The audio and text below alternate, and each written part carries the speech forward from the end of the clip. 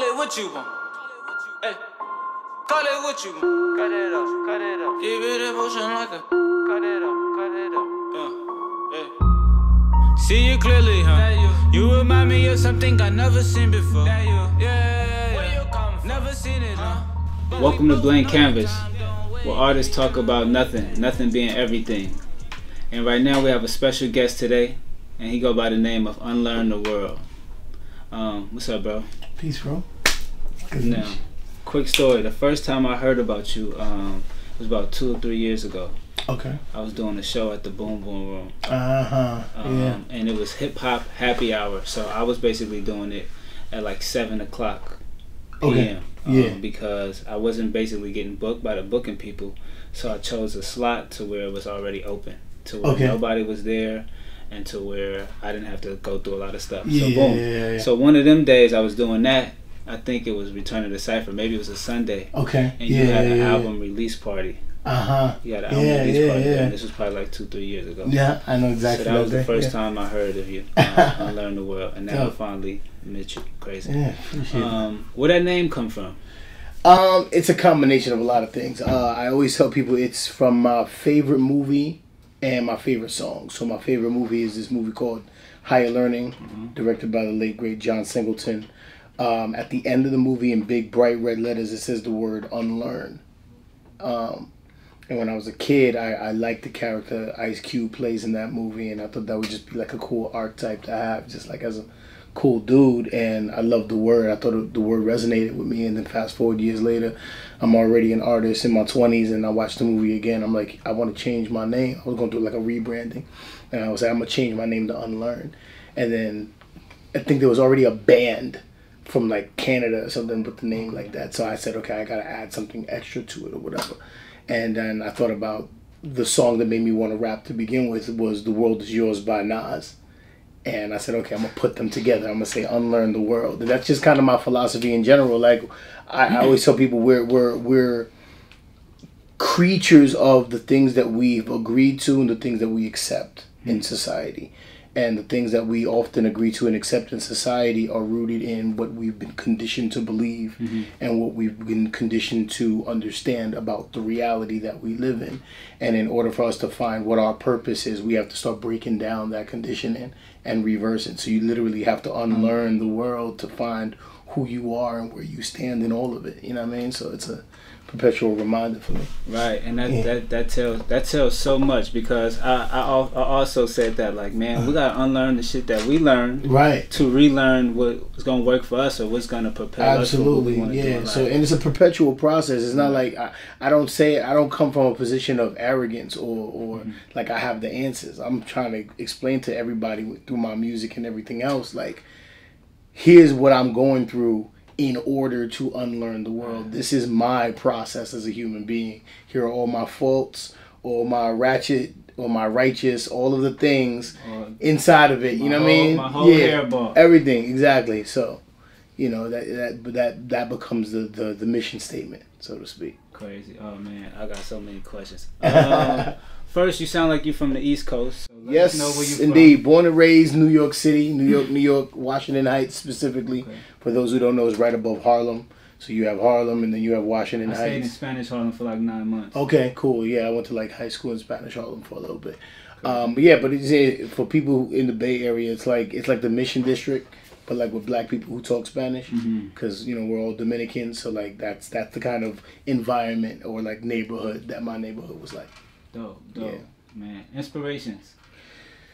Life, man. Like I always, this question is always weird because it depends on who's asking, when they're asking, what part of life you're in. So right now, I would say my current inspiration is the culture of hip hop, like the history of hip hop, like how it started. Like I'm a hip hop educator, so I teach it. You know what I mean? And I go back to like the 70s and the early 80s, and I watch all the documentaries that were trying to capture this movement when it was just like a street thing. You know what I mean? And that's what's inspiring me now, because I feel like in the Bay Area, particularly, we have a lot of the same energy going on. You got a lot of these underground shows and a lot of these underground communities that are keeping the culture alive, and it's becoming a form of activism, considering like the tech world that we're in, the startup world, and gentrification becoming such a big thing. Like, you need to be able to maintain some level of cultural integrity in these certain neighborhoods, be it the Fillmore or certain spots of Oakland, and you can only do that through the artistry. The artistry is what people is what's going to bring people together and create that platform for other issues to be discussed and for people to unify. So it's a lifestyle. Yeah, I think so. Right now, it's just like the old school, how hip hop started is what's been inspiring me a lot, and just kind of resurrecting that sound of the golden era that I grew up in, you know what I'm saying, and keeping it contemporary but evoking that real hip hop feel to it. Right. Crazy. I see you got some tiger eye on there. That's my favorite gem. Explain how you was spirituality. Was that something that parents you got from your parents, or did you stumble upon that? I associated with my late grandmother. I think she was the matriarch of our family. From my mother's side, she was a very devout Christian woman. So my concept of God came from her and seeing her pray and things of that nature. I grew up in a Jewish household, like, so away from my grandmother from like age 0 to 13. I grew up in a Jewish household. We went to synagogue and I went to Hebrew school and all of that, right? So I understood the concept of religion. I understood the concept of God. I converted to Islam very young. I converted to Islam when I was 15. I still consider myself Muslim, but my interpretation of spirituality is completely evolved, so to speak. You know what I'm saying? So like, I incorporate like ideas of like spirit science and metaphysics and a lot of different things that I've learned over the course of my adult life, studying spirituality, practicing meditation, prayer, all these things, divine willing intention, all of these different things. So the crystal thing it's just like stones and crystals, like that's a new part of it. You know what I'm saying? I used to laugh at people who used to like mess around with stones and crystals, but they don't recognize the value. I see it right there. You know what I'm saying? Yeah. So like tiger's eye, for what it represents, like I used to actually have a bracelet of it, but it's one of those eye-catching things, but then it's also good for just like grounding and, you know what I'm saying, like insight and all of that. I used to have an amethyst piece on this side, so like it's a stone that not only captures the eye, but the resonance and the importance of it is cool. So just spirituality as a whole, though, is something that I think I find in what I do, right? It becomes a form of worship. It becomes a form of elevation and transcendence. So how was it for you? How did you begin to open up for guys like Big Daddy Kane and Killer Mike and them type of guys? I think just being in the industry, you know what I'm saying? Like when I was a kid, I interned for a lot of different record labels, Bad Boy, Loud Records, and then I started like trying to get into the industry, get a job or get a record deal and all of that. I had a manager who worked for Rockefeller, he worked for Def Jam, Murder Inc., all of that. So just kind of by virtue of trying to be in the industry, you meet different people and you become, you network. And I got the opportunity to tour on the Lyricist Lounge Club Series tour. So Lyricist Lounge was like a platform for up-and-coming artists in New York City, and they were doing a tour around the country. So they had headliners like Big Daddy Kane, Killer Mike. This is around 2002, 2003. I did one show at this spot called SOBs. It's a really popular underground spot in New York City. And they liked me so much from that one show when I opened it up that they put me on the tour for like 3 months doing different dates with different groups. So like Dead Prez, Killer Mike, Big Daddy Kane, all of that came from Lyricist Lounge Club Series tour and just like being on the scene in New York, you know. That's crazy. That's crazy. All right, we're gonna do something called this or that.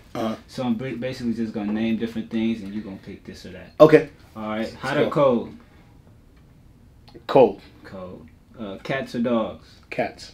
Tea or coffee? Coffee. And I'll take it back. I'm gonna go with dogs. I'm gonna go with dogs. Yeah. This is like a 3-1 because I didn't know. Oatmeal, cream of wheat, or grits? Grits. Favorite character of The Office? You ever seen The Office? Michael Scott, hands down. Scott. Or Dwight Schrute, but Michael was Dwight Schrute. Yeah. That's funny. Favorite movie? Maybe 3. Okay, Scarface, The Matrix, and Pulp Fiction.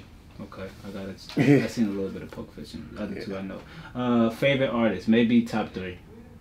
Sade, Jay-Z, and Biggie.